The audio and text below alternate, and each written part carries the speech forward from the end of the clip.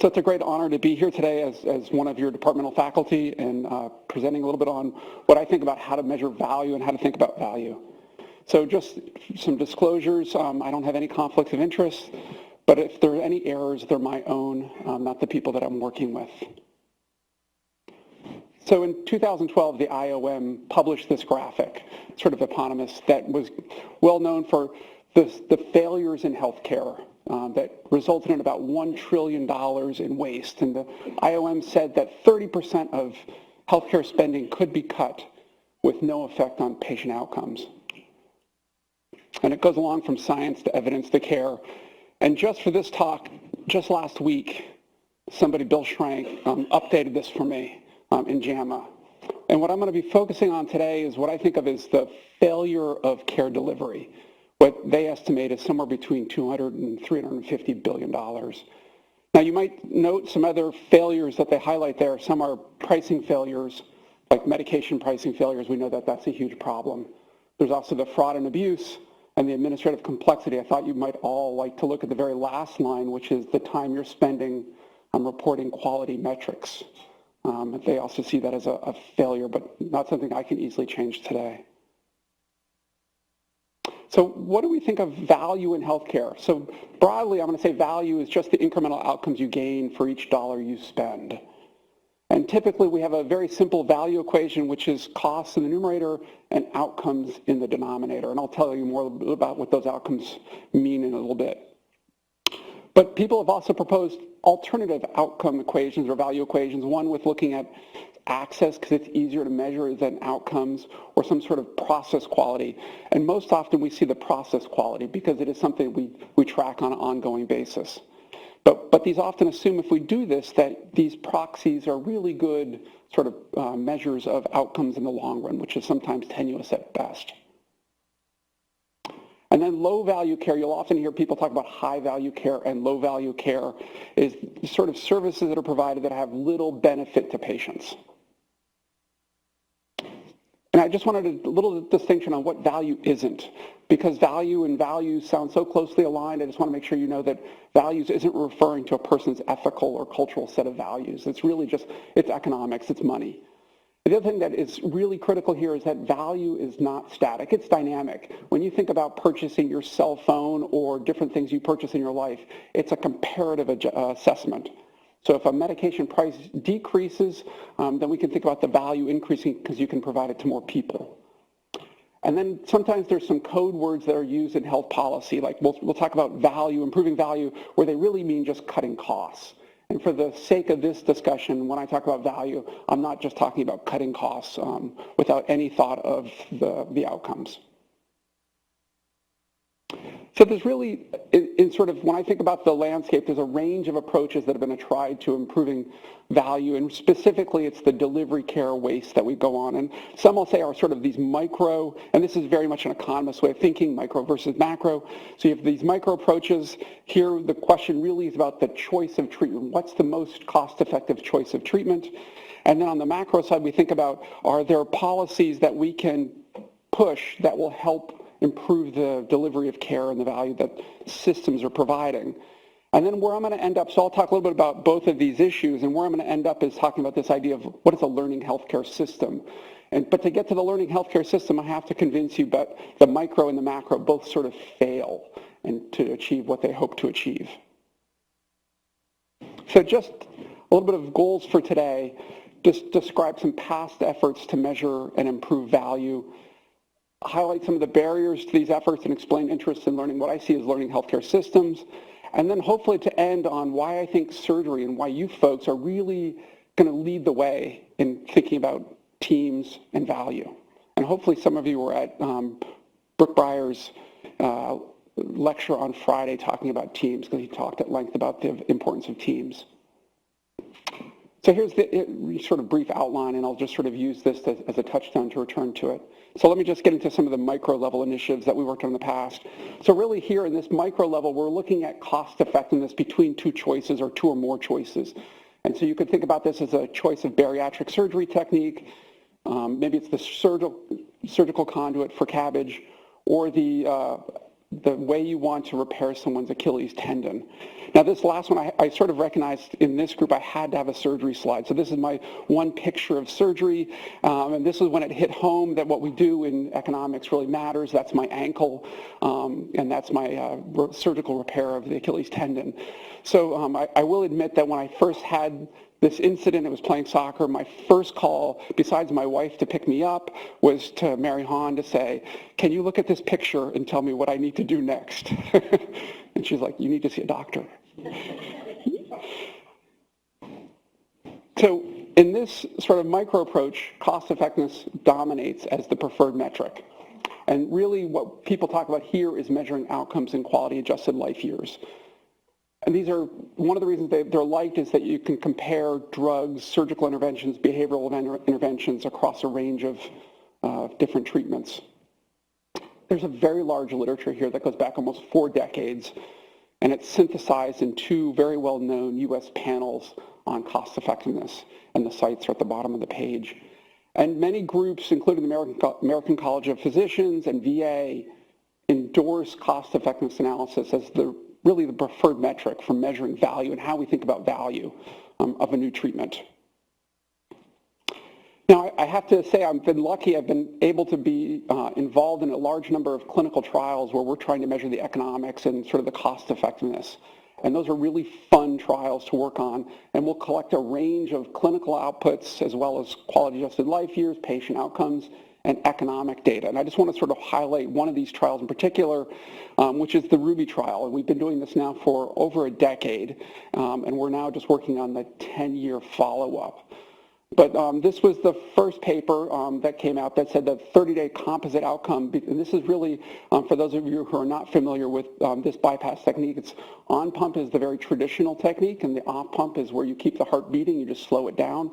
It's technically much more difficult, or so they say. I've never done one.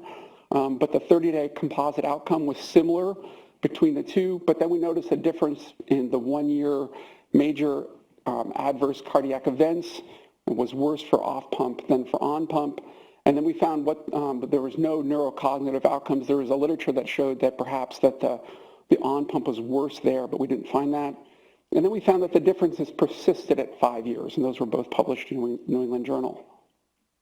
We did some follow-up work on the costs, and this is sort of a way to summarize it in one figure, that the costs are different at 1 year with on-pump being cheaper. But then over the time, there's no difference between the two groups, and we're now following this up for the 10-year, as I said.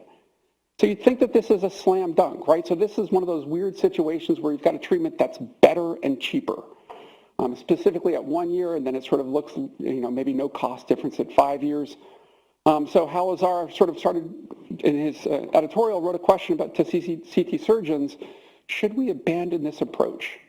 And this has been a hotly debated issue in the literature in CT, but this was not just based on Ruby, this was based on 3 other large RCTs and a Cochrane synthesis. And so you might expect to see a huge change in surgical practice. And so here's, this is one of the postdocs I'm working with, DM Tran, and I, some unpublished evidence. We were trying to figure out in VA, did this change practice? So here's the lines for you. So this is when we started Ruby in 2001. You got to see the large increase in the percent of cabbages that were done off pump, and that's the blue line. And then it just starts to slowly trend down. And so the next red line is when the first 1-year paper was published. One might like to say that the big decline in 2010 was due to Ruby. I don't think so, because then it goes back up afterwards, so maybe it's just noise. And then you get these other trials that are published, and it continues to go down. And you could say that this is a success or a failure. I sort of view this as a failure, that it's not really changing behavior, that the behavior is sort of out there, clinician behavior is out there, and that the trials are just getting published. A little bit frustrating. So, but it also speaks something about perhaps the implications and the effectiveness of cost effectiveness. So I think they can have a large effect on national policy. Do we adopt these new treatments? Should we pay for them? And some countries use this information when they're deciding whether to adopt a new pharmaceutical. The UK has a National Institute for Clinical Health and Excellence. New Zealand, Australia, they all require some evidence of cost effectiveness before adopting That's not true in the US. We actually don't allow CMS to have any information on cost effectiveness in that decision. So it's definitely less used in the VA, although the VA is sort of an unusual shining star, and they actually use some of this information when they're coming up with their formulary decisions. So I often get this question, so why doesn't cost effectiveness matter? Well, one is it's really time consuming and expensive to do these studies. So if you take Doug Owens' class over in medicine where he's teaching sort of the modeling of these approaches, they're often multiple years and hundreds of thousands of dollars, if not millions of dollars. They're also just, what I say is less influential on provider behavior. Providers are tricky and they recognize that the results don't always apply to my patients, or at least that's what we hear, is that that's great that you showed this average effect, but my patients are different. And then sometimes the results are just plain misinterpreted, and I give you a site if you want to look at one that's just wrong. But I also just note that this may be the wrong tool to sort of reduce waste and delivery failures. Maybe we have to think more broadly about this. We can't just keep doing cost effectiveness analysis if we're not changing behaviors. And maybe we have to think about a different tool for that. So just to switch over, maybe it's the policy initiatives that would do a better job. And so let me just run you through some policy initiatives.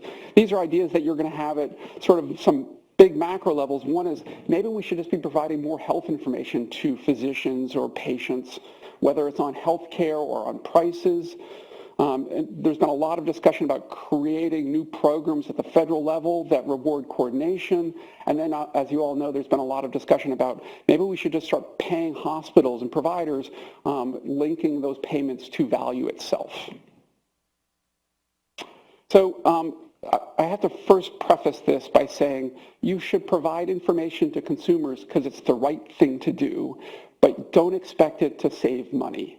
So it's really hard to make smarter consumers. And we know from now, going back to my dissertation, but 20, 30 years of data thereafter, I am getting old, Arden, that it's really hard to make smarter consumers. And I found this out firsthand when I had my torn Achilles. There's just not a lot of good information on there, and you really do rely on physicians to walk you through these decisions.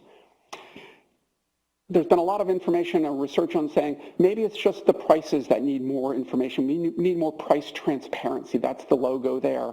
And that doesn't work either. More people look at prices and think that they're correlated with quality. And so when they're saying, oh, I need to get this colonoscopy and I see that Stanford is twice as expensive as the place down the street, maybe it's because it's so much better quality. So they confabulate those two. And I just wanted to shout out to Marianne, who is a postdoc working with me, that she's been doing a fair amount on this policy known as reference pricing. And so this seems to be the exception to the rule. And the idea for reference pricing is that the insurance plan says, we're going to pay $500 for an MRI. If you want an MRI elsewhere that costs more, you're welcome to do so, but we're going to pay the $500. And that really does seem to change patient behavior.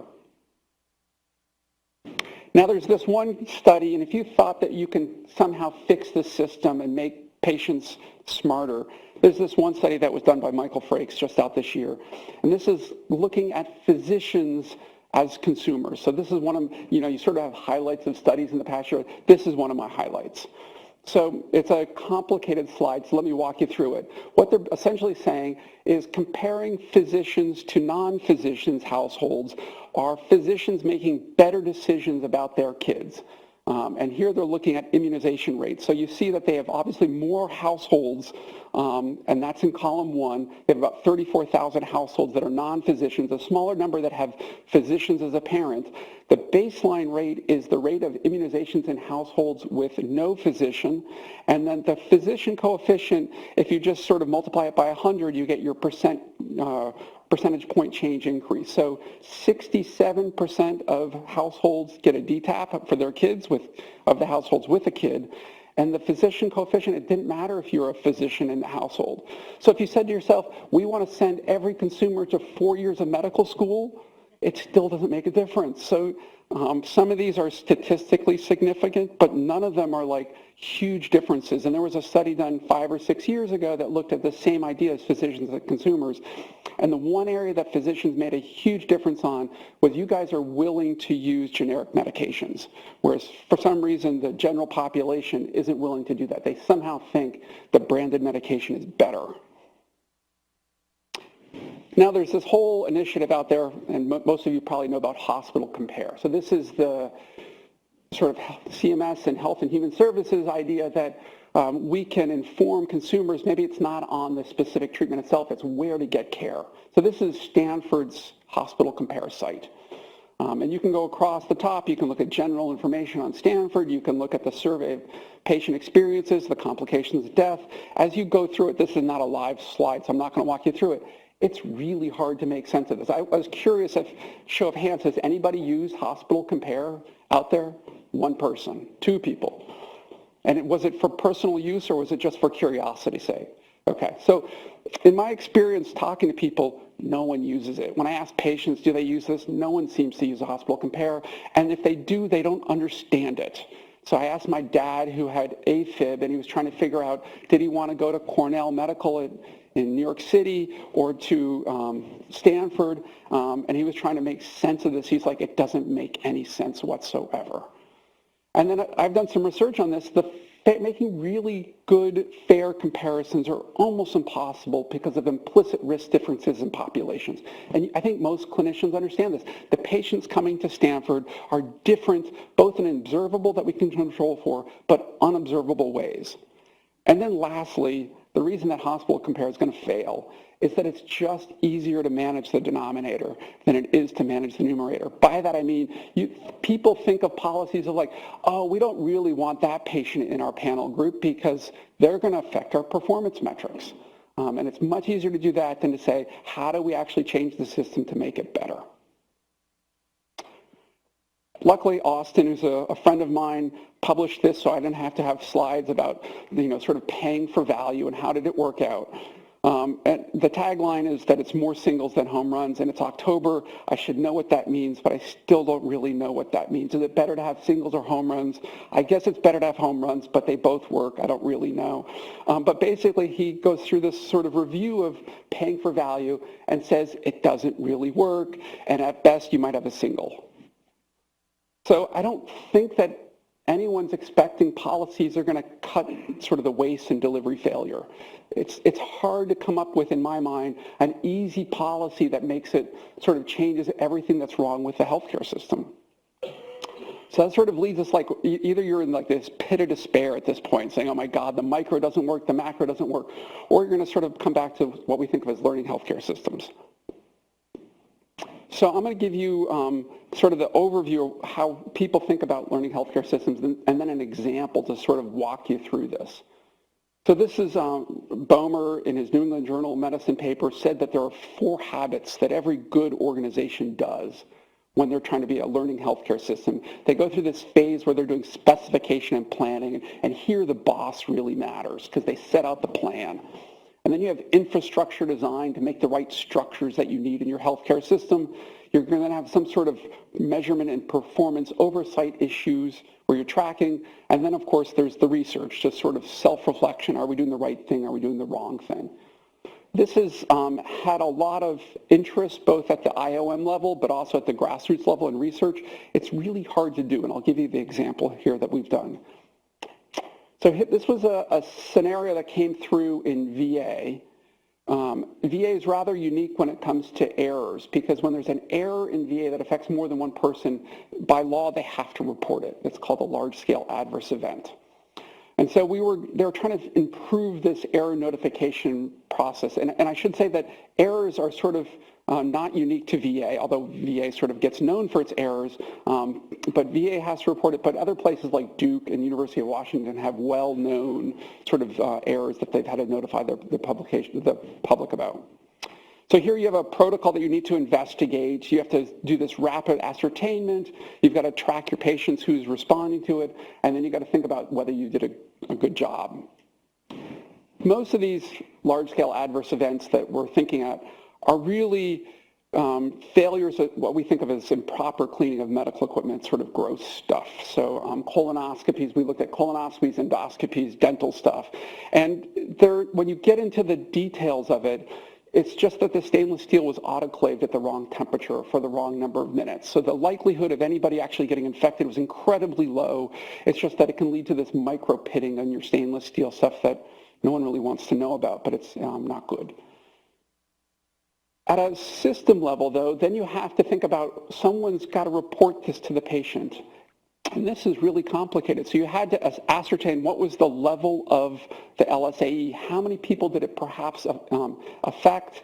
You got to then think about these risks. You got to communicate that to the patients, and you're actually asking them to do something. What you want them to do is come back for testing. But you also want to sort of talk about a problem, but at the same time engender trust and guide them into appropriate action. Those are really tough things to do.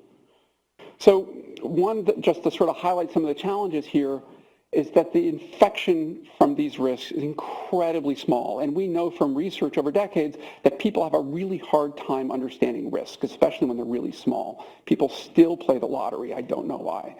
And then you have the clinical risk and the perceived risk are often very different. And then just to keep in mind that most of the clinicians who are going through these adverse event reports are a physician that's been assigned to them, not the patient's physician. So the patient's going to get this letter and this call from a physician that they have no relationship to. So they're trying now to figure out, why am I getting this? So there's a lot of reasons that you could have potential failures here. There's information that could be inaccurate. In truth, it's also delays in the system. These letters often come out 6 months to a year later because there's so much concern that the news is going to go viral that they want to wordsmith these letters to death. And then there's all sorts of decisions or questions about, will the patient make a decision that could harm themselves? Then there's concerns at the organizational level. What about the quality of care and its reputation? So the good news is that systems can learn. So we compared these 5 LSAEs across the VA with controls at pre and post times, and we see that notification really does work. We observed for the patients who were notified that they were part of one of these events, a 72 to 76 percentage point increase in what they were supposed to do, which was come back for HCV, HIV, and HBV testing. So that's actually a really good thing.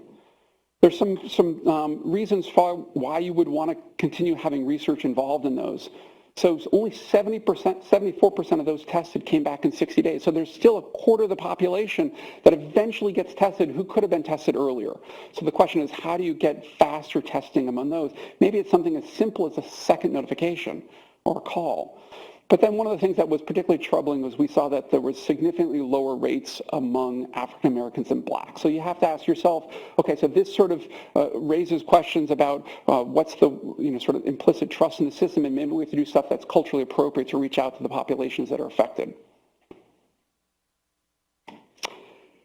We also did some work to figure out, was there a long-standing sort of what I think of as degradation of trust? And it's clear that the LSAEs affect the trust in the system.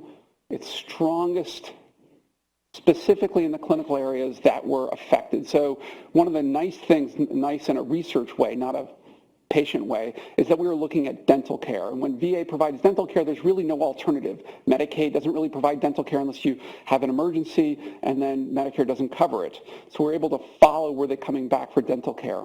And we notice a marked decrease in their return rates for dental care after a LSAE. And then there was some switching from VA to non-VA providers overall. And specifically, we see this switching behavior in ambulatory surgery the most. We don't really know why it's not as robust as data as we'd like to see. But there does seem to be some degradation of trust and sort of willingness to say, VA screwed up, I'm going to go elsewhere for the rest of my care, or at least for ambulatory surgery.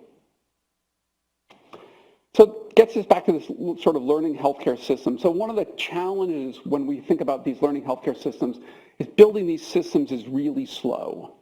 It takes a lot of people, large teams to do this. And even in this relatively sort of simple case of an LSAE, we weren't even trying to muck around with the financing. We were just trying to say, how do we notify these people and then figure out if we're doing the right thing? it turns out that these systems are also incredibly fragile. So as you build them up and you work with people to build these teams and you change a boss. So we had one system where the boss changed at one of the medical centers and they just sort of gutted everything that we had worked on. So it's really easy to disrupt these learning healthcare systems. And I think that we don't really know how to make them durable and how to make sure that they sustain. I think that's going to be one of the challenges for the future. So key ingredients in learning healthcare systems. So I think we've learned enough to know about what the ingredients would be, and maybe we'll see if we can bake these things. So the good teams, probably the most sound results right now is that the bosses matter. So that's Mary, the bosses matter. Good bosses are really good. They build good, strong cultures that help keep these teams going. And perhaps there's the most research there. The second area where we see a lot of data is the idea of understanding and managing risk. And that becomes sort of like the universal donor question for almost all things that we do in healthcare, but especially on the cost side. If you can't manage risk and you're providing a lot of resources to low-risk events or low-risk patients, that's a sort of a recipe for disaster. You have to have valid performance metrics to make sure that you're actually measuring what you should be measuring, because if you're observing stuff or measuring things that don't matter, that doesn't help. And then the financing coming in fourth. So let me walk you through a couple of these things, and I'm going to do the dangerous thing of highlighting some people's work in the room, which is bad because I'm not going to highlight everybody's work in the room, so I apologize in advance if I skip you. But I will say that S-SPIRE is working in all of these areas, so it's a privilege to give this talk and say that if you're interested in these areas, I would encourage you to hang out more with us. So this was Cliff and Jeff. I don't see them. I didn't see them come in. They were interested in residents. So for many of you, if you're residents, they were curious on lab orders. And they were interested in saying, do residents order more labs? And yeah, there's a huge variation in the number of labs that certain residents order. You get to see, this is known as a caterpillar plot. There's no names associated with any of these dots. So if you're in the audience thinking, oh my God, where am I? I can't tell you. But the line, the one is sort of the average, and then you get to see there's some people that are way above average. I don't know that being above or below is good, just to say that there's a huge variation in lab orders. I think one of the questions that we're going to start asking ourselves is this changeable? And we don't know if this is something that we should be changing, intervening on. Is it the idea that we want to do fewer lab tests? Maybe, obviously, we want to do the fewer and the right lab tests in that order.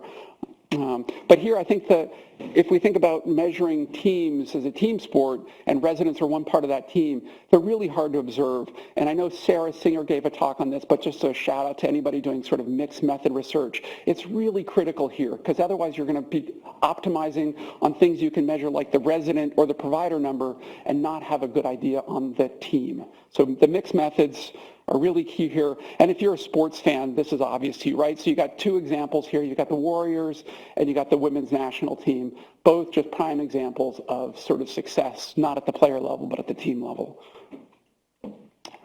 So the other, as I said, the sort of the universal donor to all of this research is risk.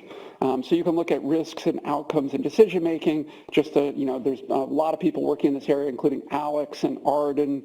Carolyn, I didn't see her come in today. She's probably working on her grant proposal that's due this week, today, somewhere in that. So that's why Dan, who's here, who just got a grant funded on this area, shout out to him. So Lindsay, I saw her come in. Cindy, Lisa, and Kristen Sedemeyer. There's a lot of interest in sort of this sort of burgeoning area of predicting post-op complications. Laura Graham is a postdoc, so another special shout out to her, working with Mary Hahn and myself in that area. I saw Shipper come in, so talking about frailty, understanding how frailty thinks about surgical outcomes for patients. We don't do a good job in big administrative data measuring frailty at all. And then this idea of how do you right-size organizations and ICUs, and Jeff, back in his days working with CERC, was trying to figure out, oh, is he here? Hey, Jeff, good to see you. We often communicate, he has, 4 kids now, Jeff, or 2 or 6 or 2. and we often communicate by text because he's so busy. And so big shout out to you, Jeff, on all this work with ICUs and trying to make sure we have the right patients in the ICUs. He found out, he sort of came up with this idea of the Goldilocks, and that we have a lot of patients who are shouldn't be in the ICUs. Either they're very low risk, but the doctor doesn't trust the wards, or they're dying, and we don't really think of other places to put them, and we haven't had discussions about end-of-life care yet. So there's some other ingredients that I don't want to forget. One is this idea of, are you measuring the right outcomes and performance metrics? Alex and Arden, Alex was just named to a NQF panel on surgical performance metrics, so shout out to him.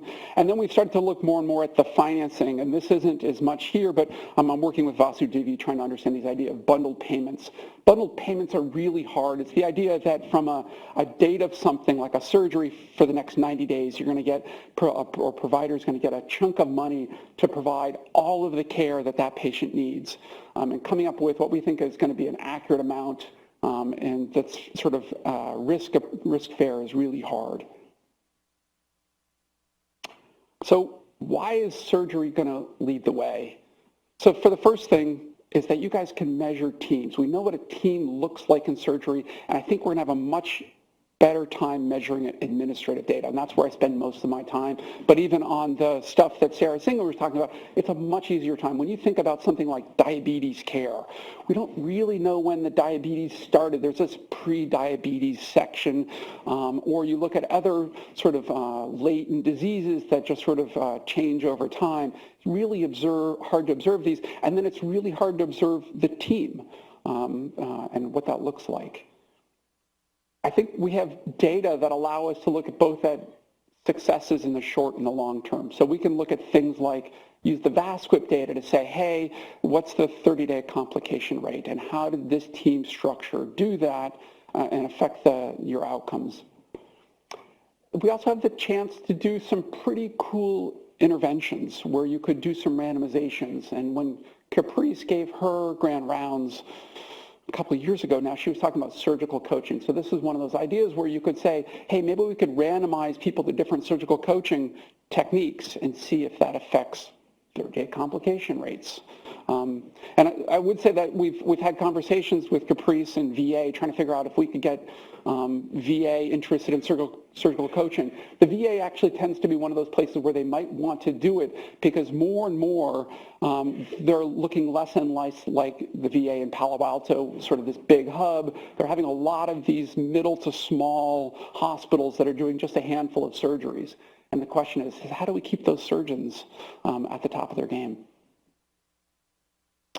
So I don't mean to say that this is going to be easy, right? So I'm a big fan of the British Bake Off. I don't know if any of you else are watching that. So you end up with this idea that you can have all of these ingredients and you can put it together. And for me, I end up with the cake on the left, and I'd much rather end up with the cake on the right. And so I think it's going to take a fair amount of errors for us to figure out how to build these learning healthcare systems and figure out the components that are needed. How do we mix them together? And then there's this whole question that is secondary, not necessarily importance, but that comes afterwards, which is how do we implement these things? So let's just say we come up and we understand what the next best evidence-based practice is. How do we implement it? And there's a whole other sort of science that's burgeoning out there called implementation research that's working to say how do we actually push these out into fields so that we can impact things and you can get the cake that is on the right. You could also just be sort of the agnostic and sort of hope that it's going to get better on its own. And this is the very typical economist that, oh, the market's going to fix it. And I think we actually have enough data now to believe that healthcare, and going back to Ken Arrow's work in 1963, it is a market failure. The market isn't going to fix healthcare on its own. Yeah, the market might do some great stuff like drive down costs and prevent monopolies, but I don't think it's going to fix it. And so this guy is obviously waiting at the ER. He's got his arm in a bandage, his knee in a bandage, and the attending or the person behind the desk says, please wait for your market solution. I don't think that that's going to happen. So I think the question really comes back to, maybe you want to do the cost effectiveness models. I think we're going to be doing that forever, and we'll never catch up to do as many cost effectiveness models as you want to do. Maybe you want to think about simple policies, but I don't think that simple policies are going to fix it. And so in the end, I think you have to think about, how do we develop systems that are robust to want to change, to want to improve, to want to figure out how to improve value.